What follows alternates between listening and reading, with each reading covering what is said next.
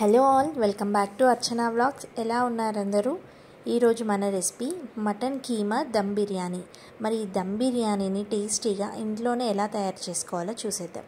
ముందుగా 1/2 kg fresh mutton keema అయితే తీసుకున్నాను. ఇప్పుడు దీన్ని మ్యారినేట్ చేసుకుందాం. మ్యారినేషన్ కోసం చిటికెడు పసుపు, టేస్ట్కి సరిపడా కారం, 1 స్పూన్ ధనియాల పొడి, అలాగే టేస్ట్కి సరిపడా ఉప్పు వేసుకోవాలి. ఇక్కడైతే నేను 2 స్పూన్ల ఉప్పు అయితే వేసుకున్నాను. అలాగే 1 స్పూన్ గరం మసాలా, ఇంకా 1 స్పూన్ మటన్ మసాలా కూడా వేసుకోవాలి. ఇప్పుడు దీనిలోకి 1 స్పూన్ అల్లం పేస్ట్ వేసుకోండి. అలాగే 2 నుండి 3 స్పూన్ల ఆయిల్ వేసుకొని మొత్తం అంతా కూడా మంచిగా కలుపుకోవాలి. ఇలా వీడియోలో చూపిస్తున్నట్టుగా కీమాకి మొత్తం కారం పట్టేలాగా మంచిగా కలుపుకోండి. ఇలా మంచిగా మసాలాలన్నీ కీమాకు పట్టేలాగా మంచిగా కలుపుకోండి. ఇప్పుడు దీనిలోకి ఫ్రైడ్ ఆనియన్స్, అలాగే 2 నుండి 3 మిర్చీలు సన్నగా కట్ చేసి వేసుకోండి. అలాగే 3 స్పూన్ల పెరుగు వేసుకొని మంచిగా కలుపుకోవాలి. ఇలా మ్యారినేట్ చేసి పెట్టుకున్న మటన్ కీమాను ఒక 1/2 అవర్ పాటు ఫ్రిడ్జ్లో పెట్టేసుకోండి. ఆ తర్వాత ఇప్పుడు స్టవ్ పైన కుక్కర్ పెట్టేసుకొని 3 నుండి 4 స్పూన్ల ఆయిల్ వేసుకొని తర్వాత మసాలాలు వేసుకోండి.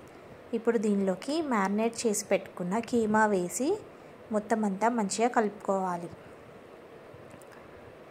5 to 10 minutes ఈ కీమా అనేది మంచిగా కుక్ చేసుకోవాలి.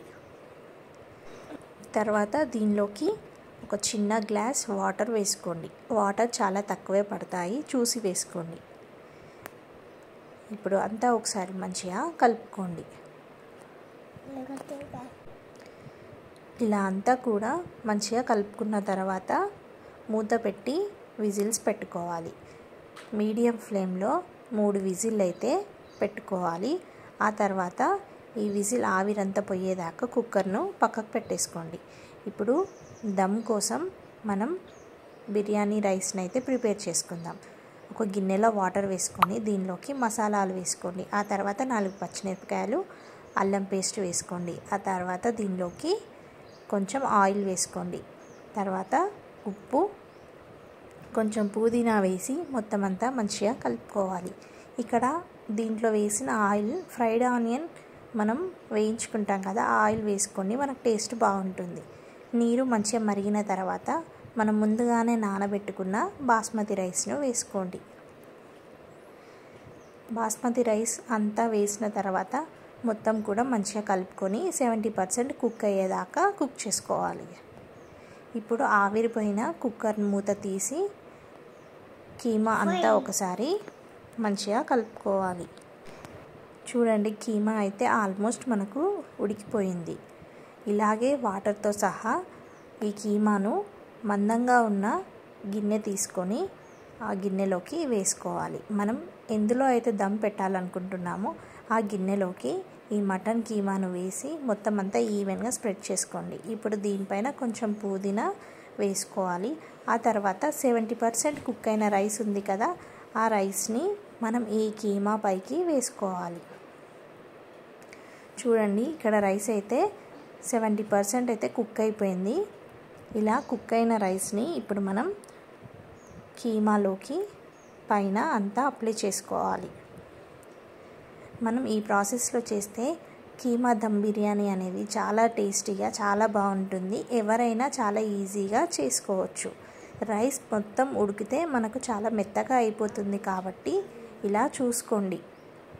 కొంచెం పుల్లలు ఉన్నప్పుడే రైస్ తీసి ఇలా కీమా పైన అయితే వేసుకోవాలి.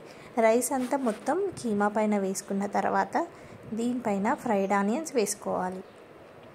ఆ తర్వాత కొంచెం నెయ్యి లేదా ఆయిల్ వేసుకోండి. ఇప్పుడు దీనిపైన కొత్తిమీర, పుదీనా వేసుకోవాలి. ఇప్పుడు మనం రైస్ ఉడకబెట్టాం కదా, ఆ వాటర్లోకి కొంచెం ఫుడ్ కలర్ వేసుకొని ఆ వాటర్ని ఈ రైస్ పైకి వేసుకొని ఇంకా మూత పెట్టుకొని 5 minutes హై ఫ్లేమ్ మీద, 15 to 20 minutes లో ఫ్లేమ్లో కుక్ చేసుకోండి. వెంటనే మూత తీయకండి. ఒక 10 minutes తర్వాత మూత తీసి మొత్తం కూడా మంచిగా కలుపుకోండి. చూడండి, కీమా దమ్ బిర్యానీ అయితే రెడీ అయిపోయింది. ఈ ప్రాసెస్లో చాలా టేస్టీగా ఉంది అండ్ చేయడం కూడా చాలా ఈజీ. మీరు కూడా ఒకసారి ఇలా ట్రై చేయండి. డెఫినెట్గా మీకైతే నచ్చుతుంది.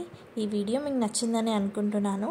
నచ్చితే నా ఛానల్ని సబ్స్క్రైబ్ చేయండి, అలాగే షేర్ చేసి లైక్ చేయండి. Thank you for watching. See you all in next video.